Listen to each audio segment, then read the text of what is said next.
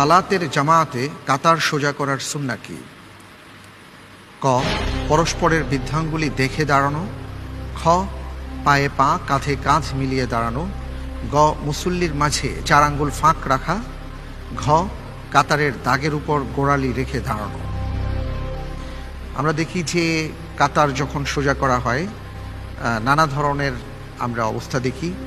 কেউ আছি যে আমরা হয়তো ফাঁক করে দাঁড়াচ্ছি, কেউ আছি কাতারের উপর গোড়ালি রেখে দাঁড়াচ্ছি, আবার কেউ পরস্পরের বৃদ্ধাঙ্গুলি দেখে দাঁড়াচ্ছি, আবার কেউ পায়ের সাথে পা কাঁধের সাথে কাঁধ মিলিয়ে দাঁড়াচ্ছি। প্রশ্ন হচ্ছে সুন্নাহ কোনটি? আমি পরিবর্তিত প্রশ্ন চাচ্ছি। পরিবর্তিত প্রশ্ন চাচ্ছেন? পরিবর্তিত প্রশ্ন দেব, তার আগে জানিয়ে দিচ্ছি উত্তরটি হচ্ছে খ, পায়ের সাথে পা কাঁধের সাথে কাঁধ মিলিয়ে দাঁড়ানোর ব্যাপারটি হাদিসের মধ্যে এসছে।